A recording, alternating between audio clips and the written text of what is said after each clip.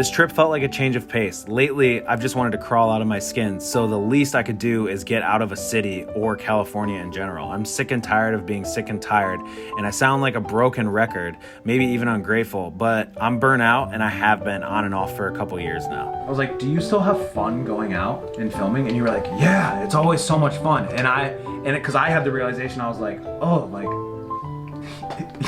this isn't fun anymore.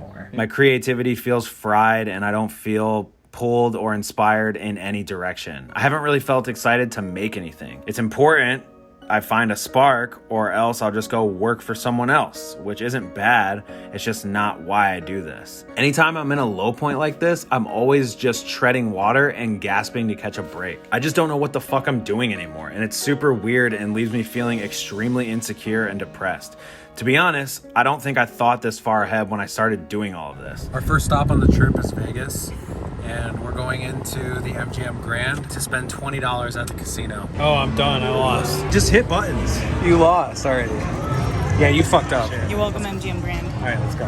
Fuck this place. Taking a drive or a trip like this, you get to see different landscapes like mountains and plains, and it's a humbling reminder that you're not the only thing here. It takes the weight off that I unintentionally place on my own self-importance. I think it's human nature to be so self-absorbed, or at least I hope it is, or I'm just a giant asshole. We all get caught up in our own shit and forget that there's more existence outside of our own head. Really, I just want it to stop. I'm sick of the self-defeating dialogue, the obsession over things that aren't going the way that I want them to go, and yes, you have to take responsibility for your own life, and when shit crashes, you have to pick up the pieces. But a lot of the time, there's so many moving parts that are out of your control that you simply can't do anything about it. What you think of casinos as they're like this thing that like people go to, they take their families, like they come to Vegas and they're like, oh yeah, we're going on a family trip and we have a couple $100 we can spend at a casino. But what the casino actually is a bunch of fucking people spending like a shit ton of money, and it's like full of people who have massive amounts of disposable income, whether they made that ethically or not,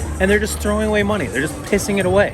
We literally just pissed away $40 in 5 minutes? Yeah, we're hypocrites, but also it was just fucking $40. But there's people that come here that spend thousands of dollars. Yeah, we were doing it not seriously. Yeah, no, they're literally, yeah, ironically, okay? Like, we're better. Of course, I was going to bring Drea, who, if you don't know, is my girlfriend. We've only been officially dating since the start of the year, but we've been seeing each other for a good while. Not small holes, medium holes. So close to my face. She's never been to Ohio and also loves driving in the same way that I do. Okay, so this you on this trip? Yeah.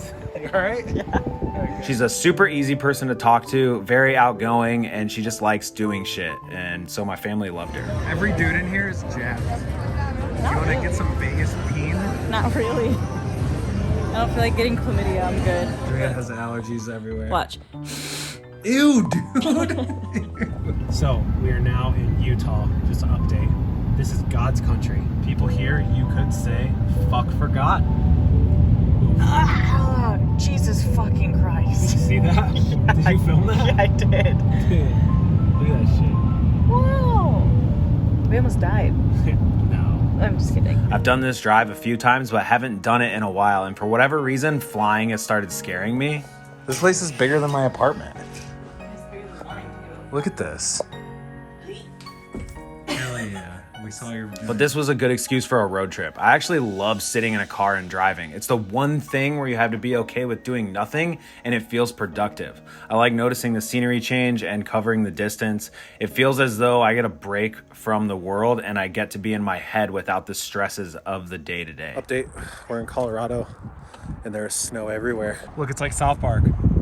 Random lady just wiped her wet hands all over Dale's sleeve, so that was... It's her right there at the top. I'm so sorry.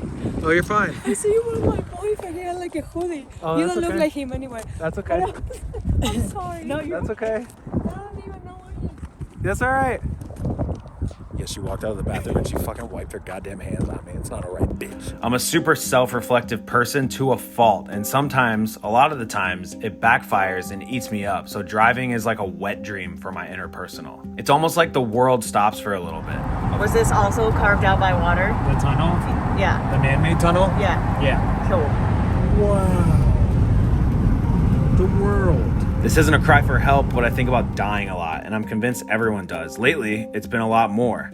Not because I want to, but rather because nothing is stopping. Time, COVID, shootings, wars. But we made it to where we're staying with my friend. We're staying at his property in Colorado Springs. I just get lost in my head about this stuff all the time, and I allow it to paralyze me. I overthink everything. It's not that easy to just stop. It's a habit I've created, and it's exhausting.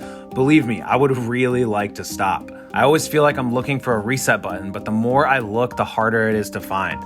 Like I want to hear or see something that's going to change my thought process and give me some aha moment. I remember having very life-changing epiphanies in my late teens and early 20s, and I don't get them as much anymore.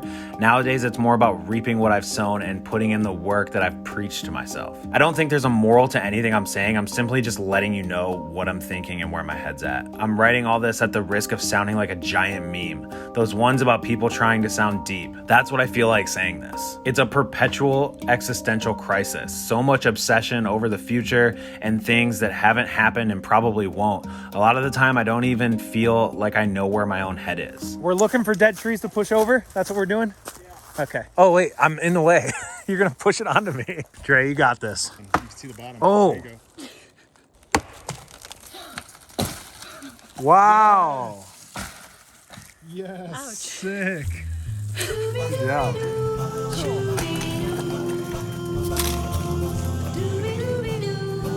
I was like, fuck that.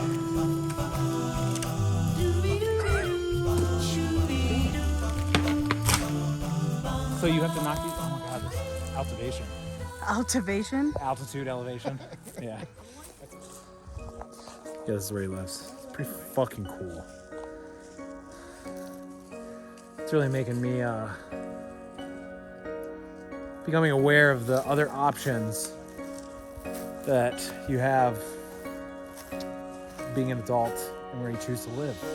I had a really good time on this trip. Ever since my brother died, I've cherished spending time with my family, which is super weird to hear me say. I haven't filmed anything in Michigan yet because I just got here and hung out with my family for the last My family is 3 days. dysfunctional just like everyone else's. When I used to go back home to visit, I always spent a lot of time with my friends and less time with my family. Now it's the exact opposite. Every second I get, I'm at my brother's, mom's, other brothers, or my dad's house.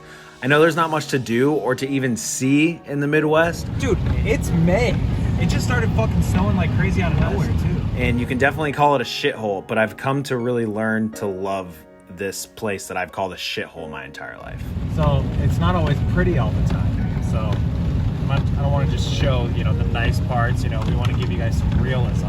This is what we're dealing with right now. There's ice tracks on the fucking ground. It is freezing outside, so I don't want to hit any ice. I have an idea, like a hack, a life hack. It is a way to kind of have the Tesla experience without actually buying a Tesla. And I'm going to show you how right now. 2 things is all you really need. Cruise control and a girlfriend. We're in Missouri. What's it smell like? Poop. Actually, it smells like a mix of poop and when people stretch their ears and then when they take out the plugs, what that smells like?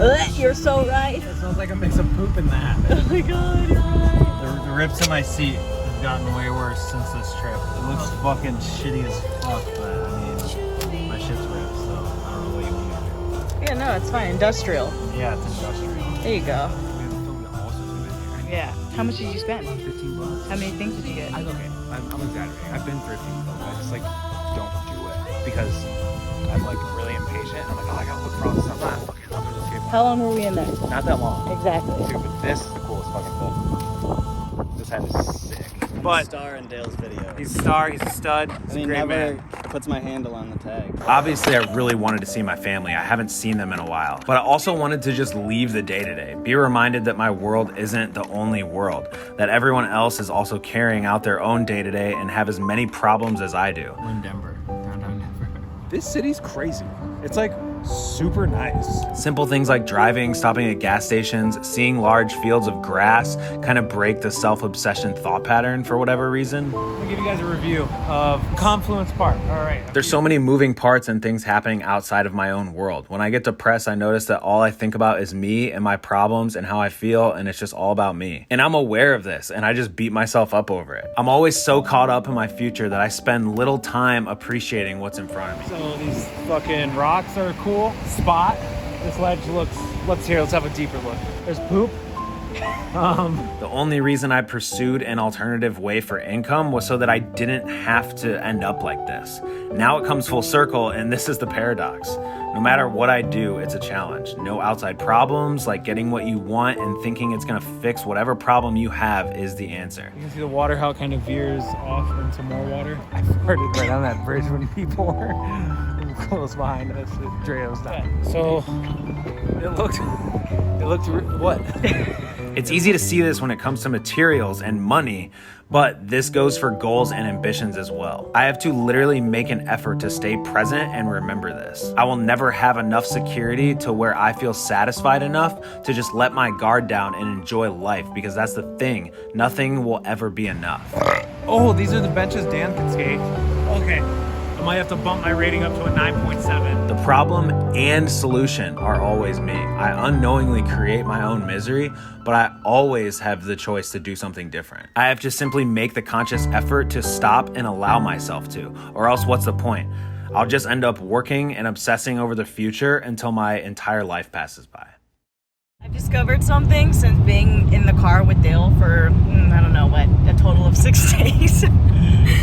Dale really loves geography.